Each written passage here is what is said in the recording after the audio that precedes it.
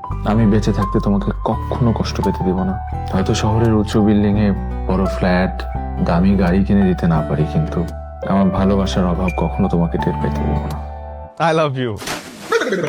ঘুম থেকে উঠতে ইচ্ছা করে না? সবটা কারে দেখতেছিলা? মাহফুজা ভাবি কে? পিওর মা, হ্যাঁ, কি রে, কি সমস্যা কি? কলে পানি নাই তো। তোমাকে না বলছি পিওর মা পিওর মা পিওর মা বলবেন আমাকে? এগুলো শুনে নিজেকে বুড়ি বুড়ি মনে হয়। এখন থেকে যদি পানি না পান আমার বাসায় চলে আসবেন। মানে তোমাকে আন্টির সাথে কথা বলতে নিষেধ করেছে? অফিসে গিয়ে দেখেন নিশ্চয়ই রাকিব ভাই আজকে কোথাও ফসনি নষ্টি করতে গেছে ভাবি। ভাবি আসছে। কার ভাবি? তোর ভাবি। ও আরে আমার ভাবি।